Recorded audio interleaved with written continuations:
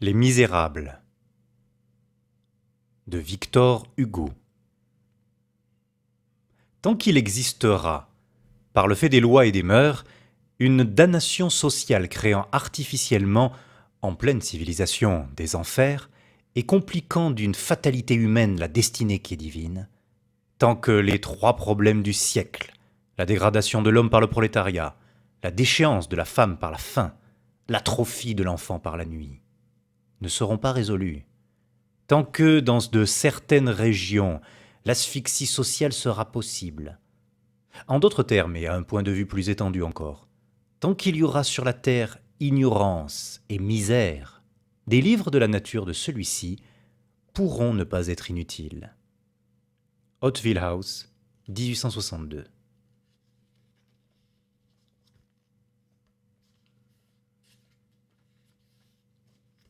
Tome 1, Fantine.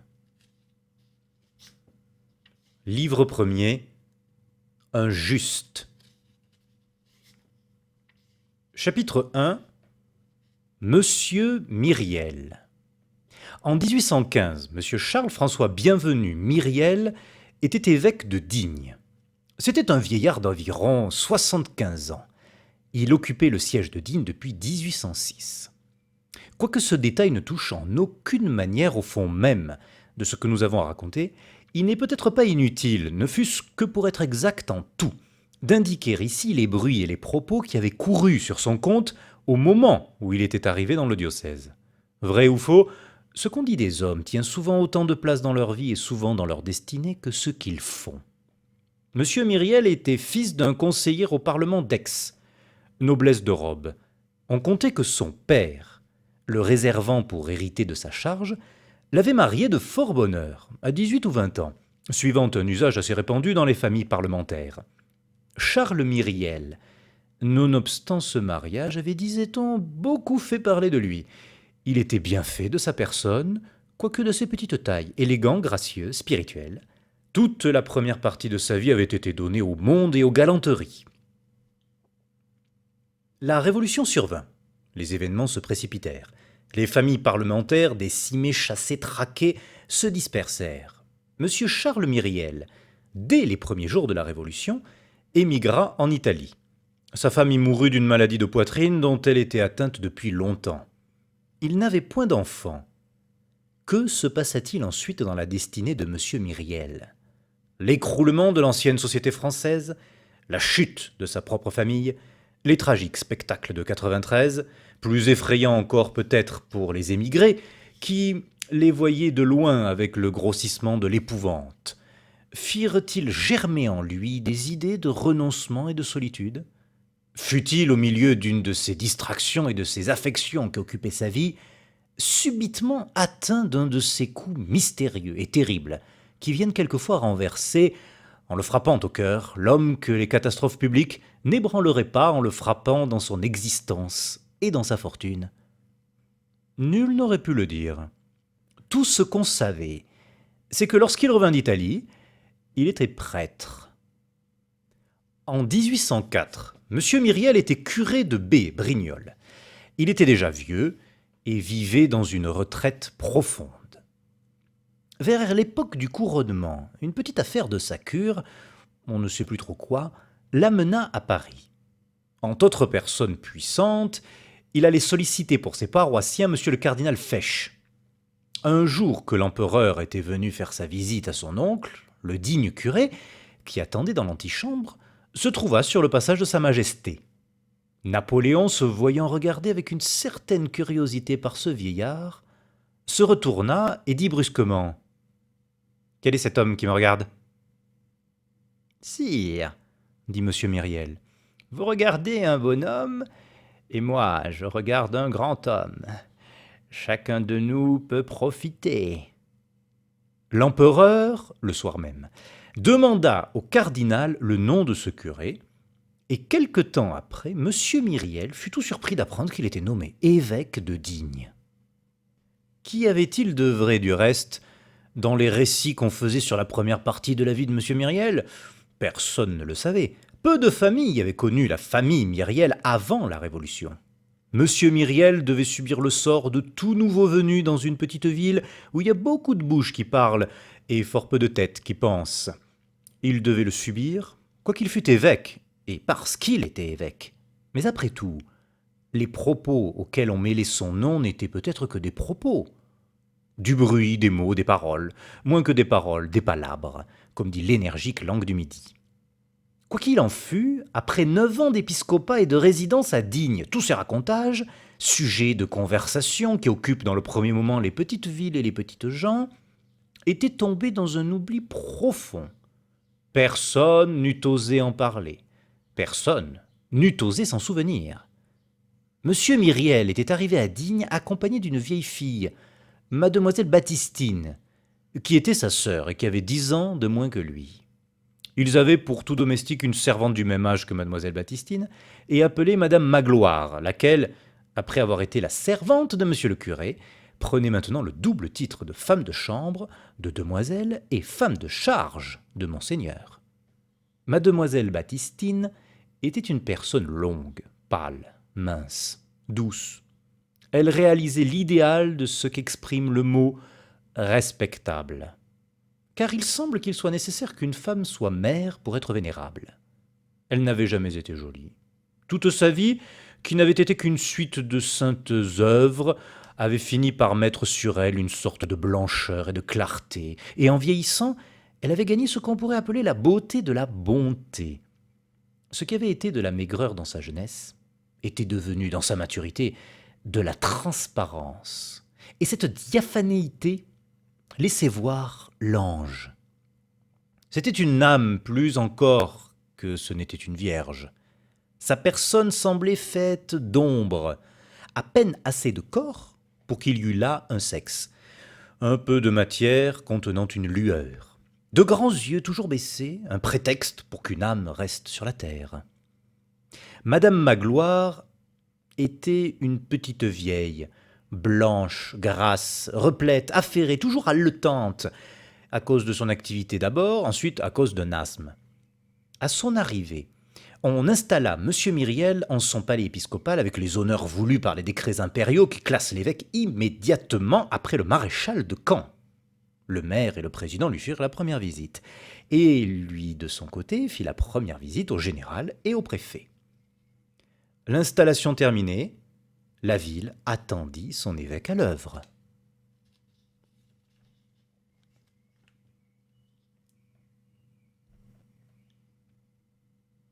Chapitre 2. Monsieur Myriel devient monseigneur bienvenu. Le palais épiscopal de Digne était attenant à l'hôpital. Le palais épiscopal était un vaste et bel hôtel bâti en pierre au commencement du siècle dernier par monseigneur Henri Puget, docteur en théologie de la faculté de Paris, abbé de Simore, lequel était évêque de Digne en 1712. Ce palais était un vrai logis seigneurial. Tout y avait grand air, les appartements de l'évêque, les salons, les chambres, la cour d'honneur fort large, avec promenoirs à arcades, selon l'ancienne mode florentine, les jardins plantés de magnifiques arbres. Dans la salle à manger, longue et superbe galerie qui était au rez-de-chaussée et s'ouvrait sur les jardins, monseigneur Henri Puget avait donné à manger en cérémonie le 29 juillet 1714 à messeigneurs Charles Brulart de Genlis, archevêque prince d'Embrun, Antoine de Mégrini, capucin, évêque de Grasse, Philippe de Vendôme, grand prieur de France, abbé de Saint-Honoré de Lérins, François de Bertonne de Crillon, évêque baron de Vence, César de Sabran de Forcalquier, évêque seigneur de Glandève, et Jean Sonin, prêtre de l'Oratoire, prédicateur ordinaire du roi, évêque seigneur de Senez. Les portraits de ces 7 révérends personnages décoraient cette salle, et cette date mémorable, le 29 juillet 1714, y était gravée en lettres d'or sur une table de marbre blanc. L'hôpital était une maison étroite et basse, à un seul étage, avec un petit jardin. 3 jours après son arrivée, l'évêque visita l'hôpital. La visite terminée, il fit prier le directeur de vouloir bien venir jusque chez lui. Monseigneur le directeur de l'hôpital, lui dit-il, combien en ce moment avez-vous de malades ? 26, monseigneur. C'est ce que j'ai compté, dit l'évêque. Les lits, reprit le directeur, sont bien serrés les uns contre les autres. C'est ce que j'avais remarqué. Les salles ne sont que des chambres et l'air s'y renouvelle difficilement. C'est ce qui me semble. Et puis, quand il y a un rayon de soleil, le jardin est bien petit pour les convalescents. C'est ce que je me disais. Dans les épidémies, nous avons eu cette année le typhus. Nous avons eu la suette militaire il y a 2 ans. 100 malades quelquefois. Nous ne savons que faire. C'est la pensée qui m'est venue. Que voulez-vous, monseigneur ? Dit le directeur. Il faut se résigner. Cette conversation avait lieu dans la salle à manger galerie du rez-de-chaussée. L'évêque garda un moment le silence, puis il se tourna brusquement vers le directeur de l'hôpital. « Monsieur, dit-il, combien pensez-vous qu'il tiendrait de lits rien que dans cette salle ?»« Dans la salle à manger de monseigneur ?» s'écria le directeur stupéfait. L'évêque parcourait la salle du regard et semblait y faire avec les yeux des mesures et des calculs. « Il y tiendrait bien 20 lits, dit-il, comme se parlant à lui-même. Puis, élevant la voix. « Tenez, monsieur le directeur de l'hôpital, je vais vous dire. Il y a évidemment une erreur. Vous êtes 26 personnes dans 5 ou 6 petites chambres. Nous sommes 3 ici et nous avons place pour 60. Il y a erreur, je vous dis. Vous avez mon logis, j'ai le vôtre. Rendez-moi ma maison. C'est ici chez vous. » Le lendemain, les 26 pauvres malades étaient installés dans le palais de l'évêque, et l'évêque était à l'hôpital. Monsieur Myriel n'avait pas de bien, sa famille étant ruinée par la Révolution. Sa sœur touchait une rente viagère de 500 francs qui, au presbytère, suffisait à sa dépense personnelle. Monsieur Myriel recevait de l'État comme évêque un traitement de 15 000 francs. Le jour même où il vint se loger dans la maison de l'hôpital, monsieur Myriel détermina l'emploi de cette somme, une fois pour toutes, de la manière suivante. Nous transcrivons ici une note écrite de sa main.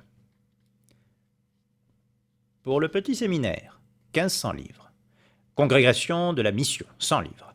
Pour les lazaristes de Montdidier, 100 livres. Séminaire des missions étrangères à Paris, 200 livres. Congrégation du Saint-Empire, 500 livres. Établissement religieux de la Terre Sainte, 100 livres. Société de charité maternelle, 300 livres. En sus, pour celle d'Arles, 50 livres. Œuvre pour l'amélioration des prisons, 400 livres. Œuvre pour le soulagement et la délivrance des prisonniers, 500 livres. Pour libérer des pères de famille prisonniers pour dette, 1000 livres. Supplément au traitement des pauvres maîtres d'école du diocèse, 2000 livres. Grenier d'abondance des Hautes-Alpes, 100 livres. Congrégation des Dames de Digne, de Manosque et de Sisteron pour l'enseignement gratuit des filles intelligentes, 1500 livres. Pour les pauvres, 6000 livres. Ma dépense personnelle, 1000 livres. Total, 15 000 livres. Pendant tout le temps qu'il occupa le siège de Digne, monsieur Myriel ne changea rien à cet arrangement. Il appelait cela, comme on voit, avoir réglé les dépenses de sa maison. Cet arrangement fut accepté avec une soumission absolue par mademoiselle Baptistine. Pour cette sainte fille, monsieur de Digne était tout à la fois son frère et son évêque, son ami selon la nature et son supérieur selon l'Église. Elle l'aimait et elle le vénérait tout simplement. Quand il parlait, elle s'inclinait. Quand il agissait, elle adhérait. La servante seule, madame Magloire, murmura un peu. Monsieur l'évêque, on l'a pu remarquer, ne s'était réservé que 1000 livres, ce qui, joint à la pension de mademoiselle Baptistine, faisait 1500 francs par an. Avec ces 1500 francs, ces 2 vieilles femmes et ce vieillard vivraient. Et quand un curé de village venait à Digne, monsieur l'évêque trouvait encore moyen de le traiter, grâce à la sévère économie de madame Magloire et à l'intelligente administration de mademoiselle Baptistine. Un jour, il était à Digne depuis environ 3 mois. L'évêque dit « Avec tout cela, je suis bien gêné. »« Et je le crois bien, » s'écria madame Magloire. « Monseigneur n'a seulement pas réclamé la rente que le département lui doit pour ses frais de carrosse en ville et de tournée dans le diocèse. Pour les évêques d'autrefois, c'était l'usage. » Tiens, dit l'évêque, vous avez raison, madame Magloire. Il fit sa réclamation. Quelque temps après, le conseil général, prenant cette demande en considération, lui vota une somme annuelle de 3000 francs sous cette rubrique: allocation à monsieur l'évêque pour frais de carrosse, frais de poste et frais de tournée postale. Cela fit beaucoup crier la bourgeoisie locale, et à cette occasion, un sénateur de l'Empire, ancien membre du Conseil des 500, favorable aux 18 Brumaire et pourvu près de la ville de Digne d'une sénatorie magnifique, écrivit au ministre des Cultes, M. Bigot de Préaumenot, un petit billet irrité et confidentiel dont nous extrayons ces lignes authentiques. Des frais de carrosse. Pourquoi faire dans une ville de moins de 40 000 habitants? Des frais de tournée. À quoi bon c'est tourner d'abord? Ensuite, comment courir la poste dans ces pays de montagne? Il n'y a pas de route. On ne va qu'à cheval. Le pont même de la Durance à Château-Arnoux peut à peine porter des charrettes de bœufs. Ces prêtres sont tous ainsi, avides et avares. Celui-ci a fait le bon apôtre en arrivant. Maintenant, il fait comme les autres.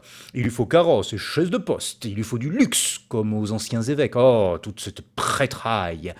Monsieur le comte, les choses n'iront bien que lorsque l'empereur nous aura délivré des calotins. Ah bah le pape! Les affaires se brouillent avec Rome. Quant à moi, je suis pour César tout seul, etc., etc. La chose, en revanche, réjouit fort madame Magloire. Bon, dit-elle à mademoiselle Baptistine, Monseigneur a commencé par les autres, mais il a bien fallu qu'il finisse par lui-même. Il a réglé toutes ses charités. Voilà 3000 livres pour nous. Enfin! Le soir même, l'évêque écrivit et remit à sa sœur une note ainsi conçue. Frais de carrosse et de tournée. Pour donner du bouillon de viande aux malades de l'hôpital. 1500 livres. Pour la société de charité maternelle d'Aix. 250 livres. Pour la société de charité maternelle de Draguignan. 250 livres. Pour les enfants trouvés. 500 livres. Pour les orphelins, 500 livres. Total, 3000 livres. Tel était le budget de M. Myriel. Quant au casuel épiscopal, rachat de bancs, dispenses, ondoiements, prédications, bénédiction d'église ou de chapelle, mariage, etc., l'évêque le percevait sur les riches avec d'autant plus d'âpreté qu'il le donnait aux pauvres. Au bout de peu de temps, les offrandes d'argent affluèrent. Ceux qui ont et ceux qui manquent frappaient à la porte de M. Myriel, les uns venant chercher l'aumône que les autres venaient y déposer. L'évêque, en moins d'1 an, devint le trésorier de tous les bienfaits et le caissier de toutes les détresses. Des sommes considérables passaient par ses mains, mais rien ne put faire qu'il changeât quelque chose à son genre de vie et qu'il ajoutât le moindre superflu à son nécessaire. Loin de là. Comme il y a toujours encore plus de misère en bas que de fraternité en haut, tout était donné, pour ainsi dire, avant d'être reçu. C'était comme de l'eau sur une terre sèche. Il avait beau recevoir de l'argent, il n'en avait jamais. Alors il se dépouillait. L'usage étant que les évêques énoncent leur nom de baptême en tête de leurs mandements et de leurs lettres pastorales, les pauvres gens du pays avaient choisi, avec une sorte d'instinct affectueux dans les noms et prénoms de l'évêque, celui qui leur présentait un sens, et ils ne l'appelaient que Monsieur Bienvenu. Nous ferons comme eux, et nous le nommerons ainsi dans l'occasion. Du reste, cette appellation lui plaisait. « J'aime ce nom-là, disait-il. Bienvenu corrige Monseigneur. » Nous ne prétendons pas que le portrait que nous faisons ici soit vraisemblable. Nous nous bornons à dire qu'il est ressemblant.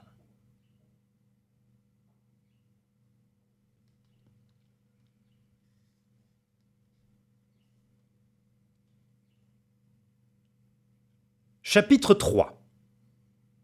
À bon évêque, dur évêché. Monsieur l'évêque, pour avoir converti son carrosse en aumône, n'en faisait pas moins ses tournées. C'est un diocèse fatigant que celui de Digne. Il a fort peu de plaines et beaucoup de montagnes, presque pas de route, on l'a vu tout à l'heure. 32 cures, 41 vicariats et 285 succursales. Visiter tout cela, c'était une affaire. Monsieur l'évêque en venait à bout. Il allait à pied quand c'était dans le voisinage, en carriole quand c'était dans la plaine, encacolée dans la montagne. Les deux vieilles femmes l'accompagnaient. Quand le trajet était trop pénible pour elle, il allait seul. Un jour, il arriva à Senez, qui est une ancienne ville épiscopale, monté sur un âne. Sa bourse, fort à sec dans ce moment, ne lui avait pas permis d'autre équipage. Le maire de la ville vint le recevoir à la porte de l'évêché et le regardait descendre de son âne avec des yeux scandalisés. Quelques bourgeois riaient autour de lui. « Monsieur le maire, dit l'évêque, et messieurs les bourgeois, je vois ce qui vous scandalise. Vous trouvez que c'est bien de l'orgueil à un pauvre prêtre de monter une monture qui était celle de Jésus-Christ. Je l'ai fait par nécessité, je vous assure, et non par vanité. » Dans ses tournées, il était indulgent et doux, et prêchait moins qu'il ne causait. Il n'allait jamais chercher bien loin ses raisonnements et ses modèles. Aux habitants d'un pays, il citait l'exemple d'un pays voisin.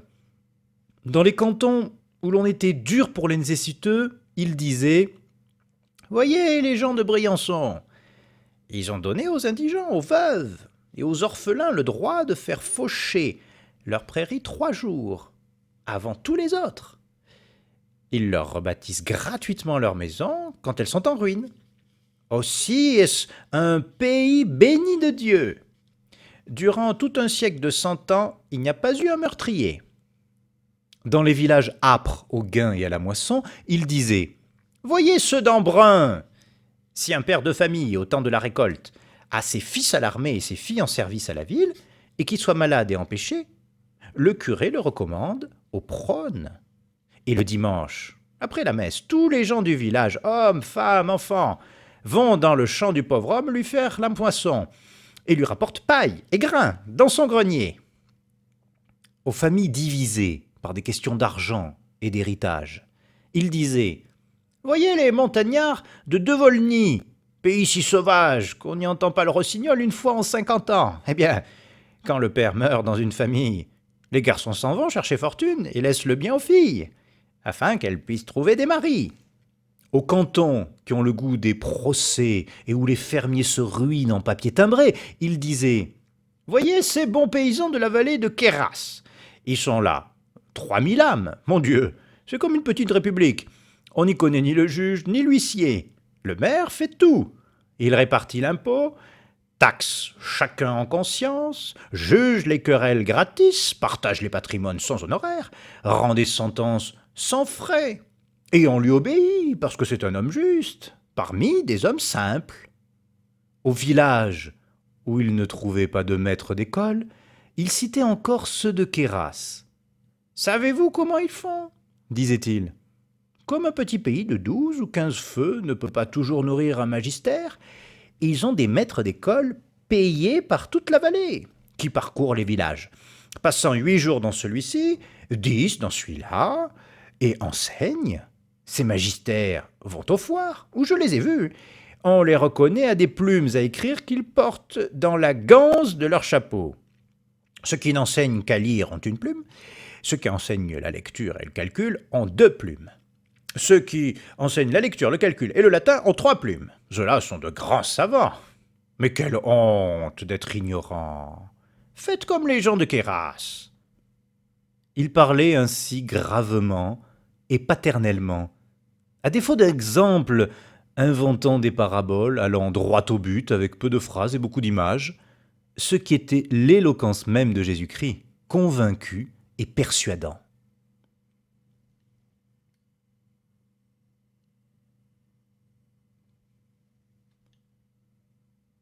Chapitre 4. Les œuvres semblables aux paroles. Sa conversation était affable et gaie. Il se mettait à la portée de 2 vieilles femmes qui passaient leur vie près de lui. Quand il riait, c'était le rire d'un écolier. Madame Magloire l'appelait volontiers « votre grandeur ». Un jour, il se leva de son fauteuil et alla à sa bibliothèque chercher un livre. Ce livre était sur un des rayons d'en haut. Comme l'évêque était d'assez petite taille, il ne put y atteindre. « Madame Magloire, dit-il, apportez-moi une chaise. Ma grandeur ne va pas jusqu'à cette planche. » Une de ses parentes éloignées, Madame la comtesse de Laux, laissait rarement échapper une occasion d'énumérer en sa présence ce qu'elle appelait les espérances de ses 3 fils. Elle avait plusieurs ascendants fort vieux et proches de la mort, dont ses fils étaient naturellement les héritiers. Le plus jeune des 3 avait à recueillir d'une grande-tante 100 bonnes 1000 livres de rente. Le deuxième était substitué au titre de duc de son oncle. L'aîné devait succéder à la pairie de son aïeul. L'évêque écoutait habituellement en silence ces innocents et pardonnables étalages maternels. Une fois pourtant, il paraissait plus rêveur que de coutume, tandis que madame de Lô renouvelait le détail de toutes ses successions et de toutes ses espérances. Elle s'interrompit avec quelque impatience. « Mon Dieu, mon cousin, mais à quoi songez-vous donc ?»« Je songe, dit l'évêque, à quelque chose de singulier qui est, je crois, dans saint Augustin. Mettez votre espérance dans celui auquel on ne succède point. » Une autre fois, recevant une lettre de faire part du décès d'un gentilhomme du pays, où s'étalait en une longue page, outre les dignités du défunt, toutes les qualifications féodales et nobiliaires de tous ses parents. « Quel bon dos à la mort !» s'écria-t-il. « Quelle admirable charge de titres on lui fait allègrement porter. Et comme il faut que les hommes aient de l'esprit, pour employer ainsi la tombe à la vanité. » Il avait dans l'occasion une raillerie douce qui contenait presque toujours un sens sérieux. Pendant un carême, un jeune vicaire vint à Digne et prêcha dans la cathédrale. Il fut assez éloquent. Le sujet de son sermon était la charité. Il invita les riches à donner aux indigents afin d'éviter l'enfer, qu'il peignit le plus effroyable qu'il put, et de gagner le paradis, qu'il fit désirable et charmant. Il y avait dans l'auditoire un riche marchand retiré, un peu usurier, nommé M. Géborand, lequel avait gagné 2 millions à fabriquer de gros draps, des serges, des cadis et des gasquets. De sa vie, M. Géborand n'avait fait l'aumône à un malheureux. À partir de ce sermon, on remarqua qu'il donnait tous les dimanches 1 sou aux vieilles mendiantes du portail de la cathédrale. Elles étaient 6 à se partager cela. Un jour, l'évêque le vit faisant sa charité et dit à sa sœur avec un sourire : « Voilà monsieur Géborand, qui achète pour 1 sou de paradis. » Quand il s'agissait de charité, il ne se rebutait pas même devant un refus, et il trouvait alors des mots qui faisaient réfléchir. Une fois, il quêtait pour les pauvres dans un salon de la ville. Il y avait là le marquis de Champtercier, vieux, riche, avare, lequel trouvait moyen d'être tout ensemble ultra-royaliste et ultra-voltairien. Cette variété a existé, oui. L'évêque, arrivé à lui toucha le bras. « Monsieur le marquis, il faut que vous me donniez quelque chose. » Le marquis se retourna et répondit sèchement.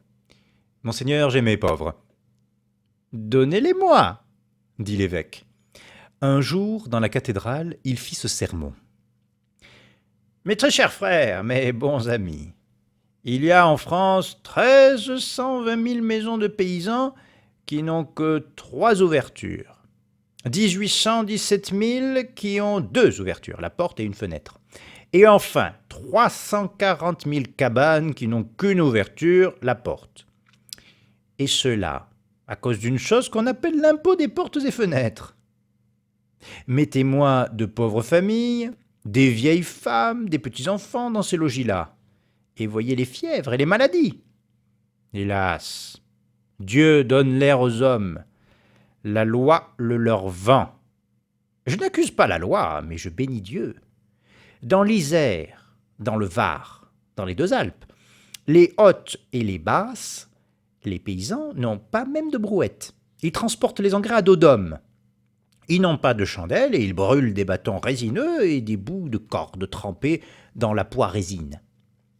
C'est comme cela dans tout le pays haut du Dauphiné. Ils font le pain pour 6 mois. Ils le font cuire avec de la bouse de vache séchée. L'hiver, ils cassent ce pain à coups de hache et ils le font tremper dans l'eau 24 heures pour pouvoir le manger. Mes frères, ayez pitié. Voyez comme on souffre autour de vous. » Né provençal, il s'était facilement familiarisé avec tous les patois du Midi. Il disait « Eh ben, moussu, c'est saguet » comme dans le bas Languedoc, « Anteana las passa » comme dans les Basses Alpes, « Pote un bon mouton en ben un bon fromage gras » comme dans le Haut-Dauphiné. Ceci plaisait beaucoup au peuple et n'avait pas peu contribué à lui donner accès près de tous les esprits. Il était dans la chaumière et dans la montagne comme chez lui. Il savait dire les choses les plus grandes dans les idiomes les plus vulgaires. Parlant toutes les langues, il entrait dans toutes les âmes. Du reste, il était le même pour les gens du monde et pour les gens du peuple. Il ne condamnait rien hâtivement et sans tenir compte des circonstances. Il disait « Voyons le chemin par où la faute a passé ». Étant, comme il se qualifiait lui-même en souriant, un ex-pécheur, il n'avait aucun des escarpements du rigorisme, et il professait assez haut, et sans le froncement de sourcils des vertueux féroces, une doctrine qu'on pourrait résumer à peu près ainsi. L'homme a sur lui la chair, qui est tout à la fois son fardeau et sa tentation. Il la traîne et lui cède. Il doit la surveiller, la contenir, la réprimer, et ne lui obéir qu'à la dernière extrémité. Dans cette obéissance-là, il peut encore y avoir de la faute, mais la faute ainsi faite est vénielle. C'est une chute, mais une chute sur les genoux, qui peut s'achever en prière. Être un saint, c'est l'exception. Être un juste, c'est la règle. Errer, défailler, pécher, mais soyez juste. Le moins de péché possible, c'est la loi de l'homme. Pas de péché du tout, et le rêve de l'ange. Tout ce qui est terrestre est soumis au péché. Le péché est une gravitation. Quand il voyait tout le monde crier bien fort et s'indigner bien vite, « Oh, oh !» disait-il en souriant, « il y a apparence que ceci est un gros crime que tout le monde commet. Voilà les hypocrisies effarées qui se dépêchent de protester et de se mettre à couvert. » Il était indulgent pour les femmes et les pauvres sur qui pèse le poids de la société humaine. Il disait « Les fautes des femmes, des enfants, des serviteurs, des faibles, des indigents, des ignorants sont la faute des maris, des pères, des maîtres, des forts, des riches et des savants. » Il disait encore « À ceux qui ignorent, enseignez-leur le plus de choses que vous pourrez. La société est coupable de ne pas donner l'instruction gratis. Elle répond de la nuit qu'elle produit. Cette âme est pleine d'ombre, le péché s'y commet. Le coupable n'est pas celui qui fait le péché, mais celui qui fait l'ombre. » Comme on voit, il avait une manière étrange et à lui de juger les choses. Je soupçonne qu'il avait pris cela dans l'Évangile. Il entendit un jour conter dans un salon un procès criminel qu'on instruisait et qu'on allait juger. Un misérable homme, par amour pour une femme et pour l'enfant qu'il avait d'elle, à bout de ressources, avait fait de la fausse monnaie. La fausse monnaie était encore punie de mort à cette époque. La femme avait été arrêtée émettant la première pièce fausse fabriquée par l'homme. On la tenait, mais on n'avait de preuves que contre elle. Elle seule pouvait charger son amant et le perdre en avouant. Elle nia, on insista, elle s'obstina à nier. Sur ce, le procureur du roi avait eu son idée, il avait supposé une infidélité de l'amant et était parvenu, avec des fragments de lettres savamment présentés, à persuader à la malheureuse qu'elle avait une rivale et que cet homme la trompait. Alors, exaspérée de jalousie, elle avait dénoncé son amant, tout avoué, tout prouvé. L'homme était perdu, il allait être prochainement jugé à Aix avec sa complice. On racontait le fait, et chacun s'extasiait sur l'habileté du magistrat. En mettant la jalousie en jeu, il avait fait jaillir la vérité par la colère, il avait fait sortir la justice de la vengeance. L'évêque écoutait tout cela en silence. Quand ce fut fini, il demanda « Où jugera-t-on cet homme et cette femme ?»« À la cour d'assises. » Il reprit. « Et où jugera-t-on, monsieur le procureur du roi ?» Il arriva à Digne une aventure tragique. Un homme fut condamné à mort pour meurtre. C'était un malheureux, pas tout à fait lettré, pas tout à fait ignorant, qui avait été bateleur dans les foires et écrivain public. Le procès occupa beaucoup la ville. La veille du jour fixé pour l'exécution du condamné, l'aumônier de la prison tomba malade. Il fallait un prêtre pour assister le patient à ses derniers moments. On alla chercher le curé. Il paraît qu'il refusa en disant « Cela ne me regarde pas. Je n'ai que faire de cette corvée de ce saltimbanque. Moi aussi je suis malade, d'ailleurs ce n'est pas là ma place. » On rapporta cette réponse à l'évêque qui dit « Monsieur le curé a raison. Ce n'est pas sa place. C'est la mienne. » Il alla sur-le-champ à la prison. Il descendit au cabanon du saltimbanque. Il l'appela par son nom, lui prit la main et lui parla. Il passa toute la journée auprès de lui, oubliant la nourriture et le sommeil, priant Dieu pour l'âme du condamné et priant le condamné pour la sienne propre. Il lui dit les meilleures vérités qui sont les plus simples. Il fut père, frère, ami, évêque pour bénir seulement. Il lui enseigna tout, en le rassurant et en le consolant. Cet homme allait mourir désespéré, la mort était pour lui comme un abîme. Debout et frémissant sur ce seuil lugubre, il reculait avec terreur. Il n'était pas assez ignorant pour être absolument indifférent. Sa condamnation, secousse profonde, avait en quelque sorte rompu çà et là autour de lui cette cloison qui nous sépare du mystère des choses et que nous appelons la vie. Il regardait sans cesse au dehors de ce monde par ces brèches fatales et ne voyait que des ténèbres. L'évêque lui fit voir une clarté. Le lendemain, quand on vint chercher le malheureux, l'évêque était là. Il le suivit et se montra aux yeux de la foule en camail violet et avec sa croix épiscopale au cou, côte à côte avec ce misérable lié de cordes. Il monta sur la charrette avec lui, il monta sur l'échafaud avec lui. Le patient, si morne et si accablé la veille, était rayonnant. Il sentait que son âme était réconciliée et il espérait Dieu. L'évêque l'embrassa et au moment où le couteau allait tomber, il lui dit « Celui que l'homme tue, Dieu le ressuscite. Celui que les frères chassent, retrouve le Père. Priez, croyez, entrez dans la vie. Le Père est là. » Quand il redescendit de l'échafaud, il avait quelque chose en ce regard qui fit ranger le peuple. On ne savait ce qui était le plus admirable de sa pâleur ou de sa sérénité. En rentrant à cet humble logis qu'il appelait en souriant son palais, il dit à sa sœur « Je viens d'officier pontificalement. » Comme les choses les plus sublimes sont souvent aussi les moins comprises, il y eut dans la ville des gens qui dirent en commentant cette conduite de l'évêque « C'est de l'affectation ». Ceci ne fut du reste qu'un propos de salon. Le peuple, qui n'entend pas la malice aux actions saintes, fut attendri et admira. Quant à l'évêque, avoir vu la guillotine fut pour lui un choc, et il fut longtemps à s'en remettre. L'échafaud, en effet, quand il est là, dressé et debout, a quelque chose qui hallucine. On peut avoir une certaine indifférence sur la peine de mort, ne point se prononcer, dire oui et non, tant qu'on n'a pas vu de ses yeux une guillotine. Mais si l'on en rencontre une, la secousse est violente, il faut se décider et prendre parti pour ou contre. Les uns admirent, comme Demestre, les autres exècrent, comme Beccaria. La guillotine est la concrétion de la loi. Elle se nomme vindicte. Elle n'est pas neutre et ne vous permet pas de rester neutre. Qui l'aperçoit frissonne du plus mystérieux des frissons. Toutes les questions sociales dressent autour de ce couperet leur point d'interrogation. L'échafaud est vision. L'échafaud n'est pas une charpente. L'échafaud n'est pas une machine. L'échafaud n'est pas une mécanique inerte faite de bois, de fer, de cordes.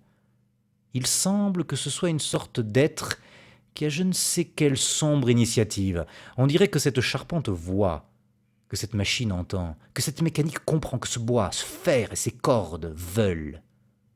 Dans la rêverie affreuse où sa présence jette l'âme, l'échafaud apparaît terrible et se mêlant de ce qu'il fait. L'échafaud est le complice du bourreau. Il dévore, il mange de la chair, il boit du sang. L'échafaud est une sorte de monstre fabriqué par le juge et par le charpentier. Un spectre qui semble vivre d'une espèce de vie épouvantable, faite de toute la mort qu'il a donnée. Aussi l'impression fut-elle horrible et profonde. Le lendemain de l'exécution, et beaucoup de jours encore après, l'évêque parut accablé. La sérénité presque violente du moment funèbre avait disparu. Le fantôme de la justice sociale l'obsédait. Lui qui d'ordinaire revenait de toutes ses actions avec une satisfaction si rayonnante, il semblait qu'il se fît un reproche. Par moments il se parlait à lui-même et bégayait à demi-voix des monologues lugubres. En voici un que sa sœur entendit un soir et recueillit. « Je ne croyais pas que cela fût si monstrueux. C'est un tort de s'absorber dans la loi divine au point de ne plus s'apercevoir de la loi humaine. La mort n'appartient qu'à Dieu. De quel droit les hommes touchent-ils à cette chose inconnue ?» Avec le temps, ces impressions s'atténuèrent et probablement s'effacèrent. Cependant, on remarqua que l'évêque évitait désormais de passer sur la place des exécutions. On pouvait appeler M. Myriel à toute heure au chevet des malades et des mourants. Il n'ignorait pas que là était son plus grand devoir et son plus grand travail. Les familles veuves ou orphelines n'avaient pas besoin de le demander, il arrivait de lui-même. Il savait s'asseoir et se taire de longues heures auprès de l'homme qui avait perdu la femme qu'il aimait, de la mère qui avait perdu son enfant. Comme il savait le moment de se taire, il savait aussi le moment de parler. Oh, admirable consolateur! Il ne cherchait pas à effacer la douleur par l'oubli, mais à l'agrandir et à la dignifier par l'espérance. Il disait « Prenez garde à la façon dont vous vous tournez vers les morts. Ne songez pas à ce qui pourrit. Regardez fixement.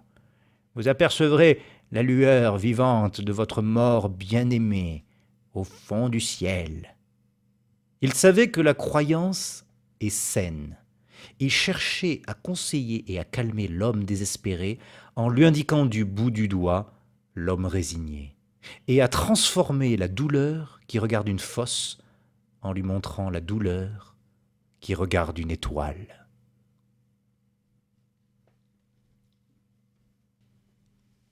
Chapitre 5.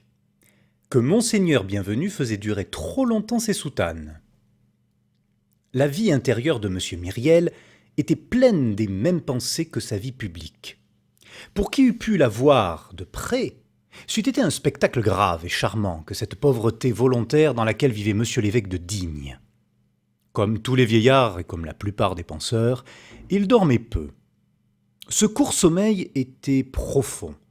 Le matin, il se recueillait pendant 1 heure, puis il disait sa messe, soit à la cathédrale, soit dans son oratoire. Sa messe dite, il déjeunait d'un pain de seigle trempé dans le lait de ses vaches. Puis il travaillait. Un évêque est un homme fort occupé. Il faut qu'il reçoive tous les jours le secrétaire de l'évêché, qui est d'ordinaire un chanoine, presque tous les jours ses grands vicaires. Il a des congrégations à contrôler, des privilèges à donner, toute une librairie ecclésiastique à examiner, paroissiens, catéchisme diocésain, livres d'heures, etc. Des mandements à écrire, des prédications à autoriser, des curés et des maires à mettre d'accord, une correspondance cléricale, une correspondance administrative, d'un côté l'État, de l'autre le Saint-Siège, 1000 affaires. Le temps que lui laissaient ces 1000 affaires, ses offices et son bréviaire, il le donnait d'abord aux nécessiteux, aux malades et aux affligés. Le temps que les affligés, les malades et les nécessiteux lui laissaient, il le donnait au travail. Tantôt il bêchait la terre de son jardin, tantôt il lisait, il écrivait. Il n'avait qu'un mot pour ces 2 sortes de travail. Il appelait cela jardiner. « L'esprit est un jardin », disait-il. À midi, il dînait. Le dîner ressemblait au déjeuner. Vers 2 heures, quand le temps était beau, il sortait et se promenait à pied dans la campagne ou dans la ville, entrant souvent dans les masures. On le voyait cheminer seul, tout à ses pensées, l'œil baissé, appuyé sur sa longue canne, vêtu de sa douillette violette ouatée et bien chaude, chaussé de bas violets dans ses gros souliers, et coiffé de son chapeau plat qui laissait passer par ses 3 cornes 3 glands d'or à graines d'épinards. C'était une fête partout où il paraissait. On eût dit que son passage avait quelque chose de réchauffant et de lumineux. Les enfants et les vieillards venaient sur le seuil des portes pour l'évêque, comme pour le soleil. Il bénissait, et on le bénissait. On montrait sa maison à quiconque avait besoin de quelque chose. Ça et là, il s'arrêtait, parlait aux petits garçons et aux petites filles et souriait aux mères. Il visitait les pauvres tant qu'il avait de l'argent. Quand il n'en avait plus, il visitait les riches. Comme il faisait durer ses soutanes beaucoup de temps et qu'il ne voulait pas qu'on s'en aperçût, il ne sortait jamais dans la ville autrement qu'avec sa douillette Violette. Cela le gênait un peu en été. Le soir, à 8h30, il soupait avec sa sœur, Madame Magloire, debout derrière eux et les servant à table. Rien de plus frugal que ce repas. Si pourtant l'évêque avait un de ses curés à souper, Madame Magloire en profitait pour servir à Monseigneur quelque excellent poisson des lacs ou quelque fin gibier de la montagne. Tout curé était un prétexte à bon repas. L'évêque se laissait faire. Hors de là, son ordinaire ne se composait guère que de légumes cuits dans l'eau et de soupe à l'huile. Aussi, disait-on dans la ville, quand l'évêque ne fait pas chair de curé, il fait chair de trappiste. Après son souper, il causait pendant une demi-heure avec mademoiselle Baptistine et madame Magloire. Puis il rentrait dans sa chambre et se remettait à écrire, tantôt sur des feuilles volantes, tantôt sur la marge de quelque in-folio. Il était lettré et quelque peu savant. Il a laissé 5 ou 6 manuscrits assez curieux, entre autres une dissertation sur le verset de la Genèse « Au commencement, l'Esprit de Dieu flottait sur les eaux ». Il confronte avec ce verset 3 textes. La version arabe qui dit « Les vents de Dieu soufflaient », Flavius Joseph qui dit « Un vent d'en haut se précipitait sur la terre », et enfin la paraphrase chaldéique d'Onkélos qui porte « Un vent venant de Dieu soufflait sur la face des eaux ». Dans une autre dissertation, il examine les œuvres théologiques de Hugo, évêque de Ptolémaïs, arrière-grand-oncle de celui qui écrit ce livre, et il établit qu'il faut attribuer à cet évêque les divers opuscules publiés au siècle dernier sous le pseudonyme de Bar-les-Cours. Parfois, au milieu d'une lecture, quel que fût le livre qu'il eut entre les mains, il tombait tout à coup dans une méditation profonde, d'où ne sortait que pour écrire quelques lignes sur les pages mêmes du volume. Ces lignes, souvent, n'ont aucun rapport avec ce livre. Nous avons sous les yeux une note écrite par lui sur une des marges d'un in-quarto intitulé « Correspondance du Lord Germain avec les généraux Clinton, Cornwallis et les amiraux de la station de l'Amérique. À Versailles, chez Poinceau, libraire, et à Paris, chez Pissot, libraire, quai des Augustins. » Voici cette note. « Ô vous qui êtes ! L'Ecclésiaste vous nomme toute puissance. Les Maccabées vous nomment créateur. L'Épître aux Éphésiens vous nomme liberté. Baruch vous nomme immensité. Les psaumes vous nomment sagesse et vérité. Jean vous nomme lumière. Les rois vous nomment seigneur. L'Exode vous appelle providence. Le Lévitique sainteté. Esdras justice.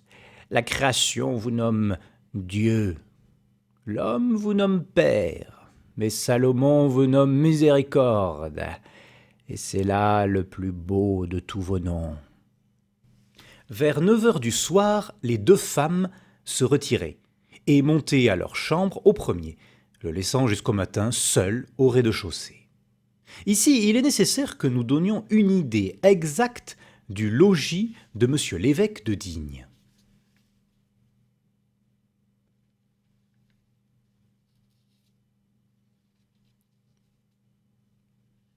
Chapitre 6. Par qui il faisait garder sa maison.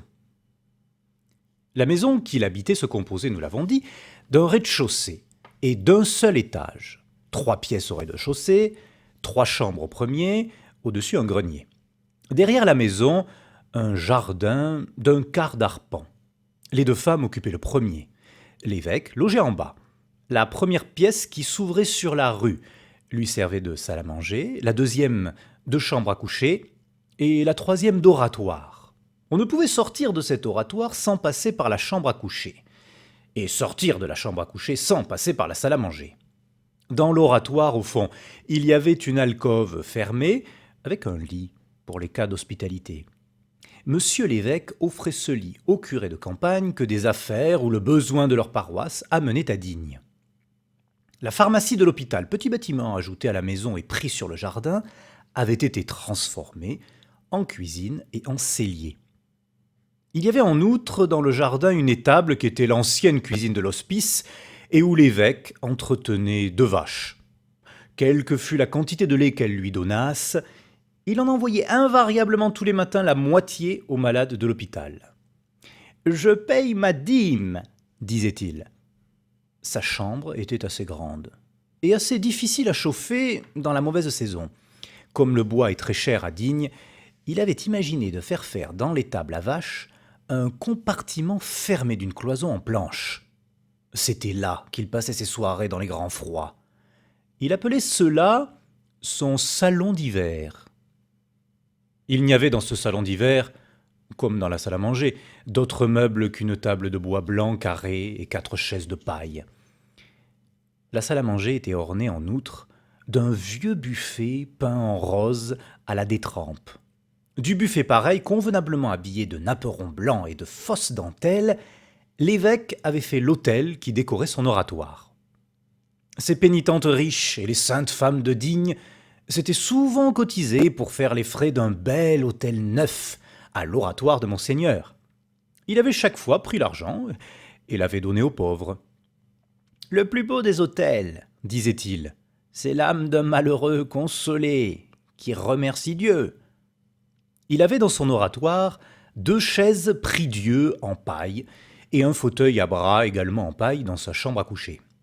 Quand par hasard il recevait 7 ou 8 personnes à la fois, le préfet ou le général ou l'état-major du régiment en garnison, ou quelque élève du petit séminaire, on était obligé d'aller chercher dans l'étable les chaises du salon d'hiver, dans l'oratoire les prie-dieu et le fauteuil dans la chambre à coucher. De cette façon, on pouvait réunir jusqu'à 11 sièges pour les visiteurs. À chaque nouvelle visite, on démeublait une pièce. Il arrivait parfois qu'on était 12. Alors l'évêque dissimulait l'embarras de la situation en se tenant debout devant la cheminée, si c'était l'hiver, ou en proposant un tour dans le jardin, si c'était l'été. Il y avait encore, dans l'alcôve fermée, une chaise. Mais elle était à demi dépaillée et ne portait que sur 3 pieds, ce qui faisait qu'elle ne pouvait servir qu'appuyée contre le mur. Mademoiselle Baptistine avait bien aussi dans sa chambre une très grande bergère en bois, jadis dorée et revêtue de pékins à fleurs, mais on avait été obligé de monter cette bergère au premier par la fenêtre, l'escalier étant trop étroit. Elle ne pouvait donc pas compter parmi les encas du mobilier. L'ambition de mademoiselle Baptistine eût été de pouvoir acheter un meuble de salon en velours d'Utrecht, jaune, à rosaces et en acajou à coups de cygne, avec canapé. Mais cela eût coûté au moins 500 francs, et ayant vu qu'elle n'avait réussi à économiser pour cet objet que 42 francs 10 sous en 5 ans, elle avait fini par y renoncer. D'ailleurs, qui est-ce qui atteint son idéal ? Rien de plus simple à se figurer que la chambre à coucher de l'évêque. Une porte-fenêtre donnant sur le jardin, vis-à-vis le lit, un lit d'hôpital en fer avec baldaquin de serge verte, dans l'ombre du lit derrière un rideau, les ustensiles de toilette trahissant encore les anciennes habitudes élégantes de l'homme du monde, 2 portes, l'une près de la cheminée, donnant dans l'oratoire, l'autre près de la bibliothèque donnant dans la salle à manger. La bibliothèque, grande armoire vitrée, pleine de livres. La cheminée, de bois peint en marbre, habituellement sans feu. Dans la cheminée, une paire de chenets en fer ornés de 2 vases à guirlandes et cannelures, jadis argentés à l'argent haché, ce qui était un genre de luxe épiscopal. Au-dessus, à l'endroit où d'ordinaire on met la glace, un crucifix de cuivre désargenté fixé sur un velours noir râpé, dans un cadre de bois dédoré. Près de la porte-fenêtre, une grande table avec un encrier, chargée de papier confus et de gros volumes. Devant la table, le fauteuil de paille. Devant le lit, un prie-dieu, emprunté à l'oratoire. 2 portraits dans des cadres ovales étaient accrochés au mur des 2 côtés du lit. De petites inscriptions dorées sur le fond neutre de la toile à côté des figures indiquaient que les portraits représentaient l'un, l'abbé de Chaliot, évêque de Saint-Claude, l'autre, l'abbé Tourteau, vicaire général d'Agde, abbé de Grandchamp, ordre de Cîteaux, diocèse de Chartres. L'évêque, en succédant dans cette chambre aux malades de l'hôpital, y avait trouvé ces portraits et les y avait laissés. C'étaient des prêtres, probablement des donateurs. 2 motifs pour qu'il les respectât. Tout ce qu'il savait de ces deux personnages, c'est qu'ils avaient été nommés par le roi. L'un à son évêché, l'autre à son bénéfice, le même jour, le 27 avril 1785. Madame Magloire ayant décroché les tableaux pour en secouer la poussière, l'évêque avait trouvé cette particularité, écrite d'une encre blanchâtre sur un petit carré de papier jauni par le temps, collé avec 4 pins à cacheter derrière le portrait de l'abbé de Grandchamp. Il avait à sa fenêtre un antique rideau de grosse étoffe de laine qui finit par devenir tellement vieux que pour éviter la dépense d'un neuf, Madame Magloire fut obligée de faire une grande couture au beau milieu. Cette couture dessinait une croix. L'évêque le faisait souvent remarquer. « Comme cela fait bien !» disait-il. Toutes les chambres de la maison au rez-de-chaussée ainsi qu'au premier, sans exception, étaient blanchies au lait de chaux, ce qui est une mode de caserne et d'hôpital. Cependant, dans les dernières années, Madame Magloire retrouva, comme on le verra plus loin, sous le papier badigeonné, des peintures qui ornaient l'appartement de Mademoiselle Baptistine. Avant d'être l'hôpital, cette maison avait été le parloir aux bourgeois. De là, cette décoration. Les chambres étaient pavées de briques rouges qu'on lavait toutes les semaines avec des nattes de paille tressées devant tous les lits. Du reste, ce logis tenu par 2 femmes était du haut en bas d'une propreté exquise. C'était le seul luxe que l'évêque permit. Il disait « Cela ne prend rien aux pauvres ». Il faut convenir cependant qu'il lui restait de ce qu'il avait possédé jadis. 6 couverts d'argent et une grande cuillère à soupe que Madame Magloire regardait tous les jours avec bonheur reluire splendidement sur la grosse nappe de toile blanche. Et comme nous peignons ici l'évêque de Digne tel qu'il était, nous devons ajouter qu'il lui était arrivé plus d'une fois de dire « Je renoncerai difficilement à manger dans de l'argenterie ». Il faut ajouter à cette argenterie 2 gros flambeaux d'argent massifs qui lui venaient de l'héritage d'une grande tante. Ces flambeaux portaient 2 bougies de cire et figuraient habituellement sur la cheminée de l'évêque. Quand il avait quelqu'un à dîner, Madame Magloire allumait les 2 bougies et mettait les 2 flambeaux sur la table.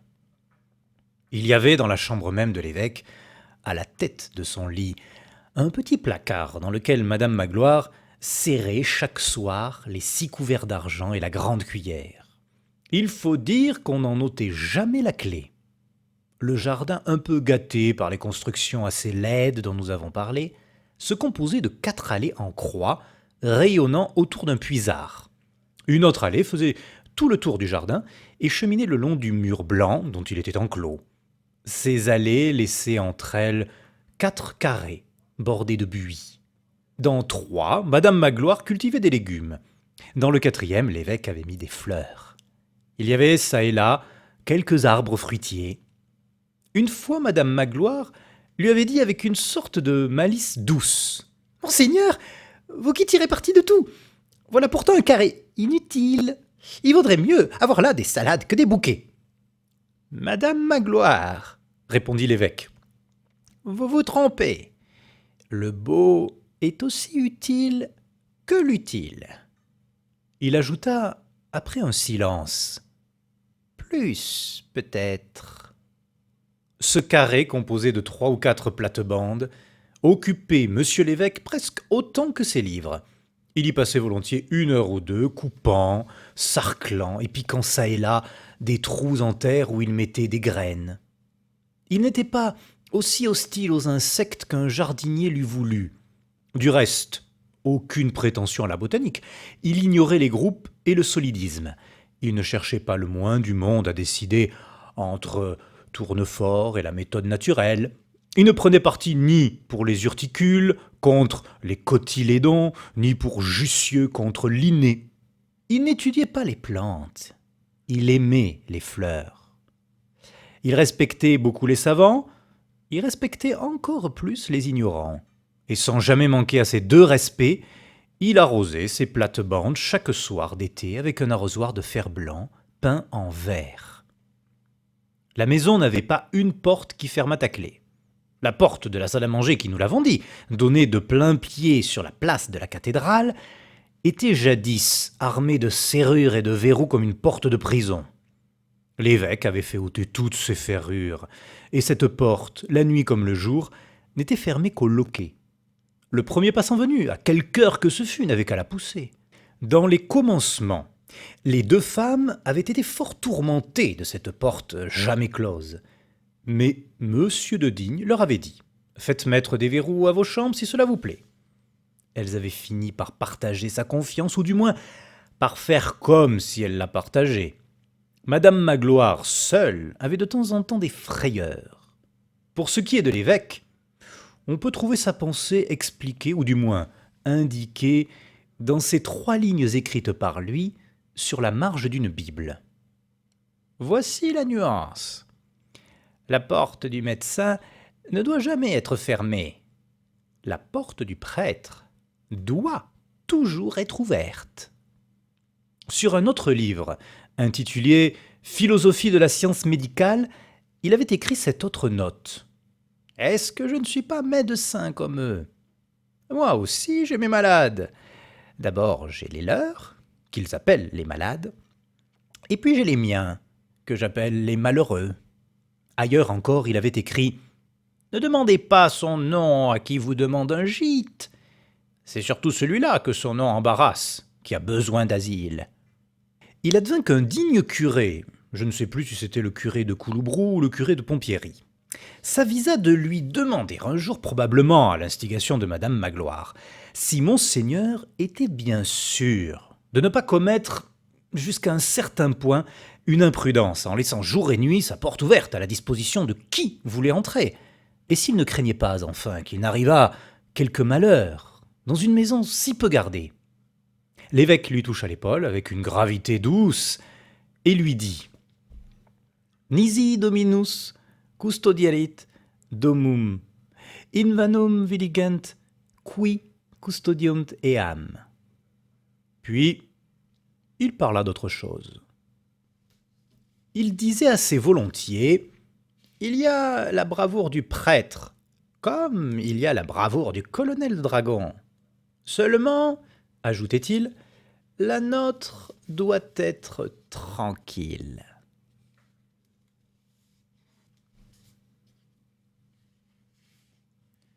Chapitre 7. Cravate. Ici se place naturellement un fait que nous ne devons pas omettre, car il est de ceux qui font le mieux voir quel homme c'était que monsieur l'évêque de Digne.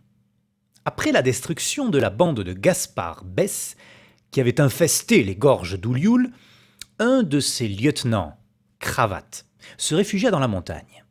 Il se cacha quelque temps avec ses bandits, reste de la troupe de Gaspard Bès, dans le comté de Nice, puis gagna le Piémont, et tout à coup reparut en France, du côté de Barcelonnette.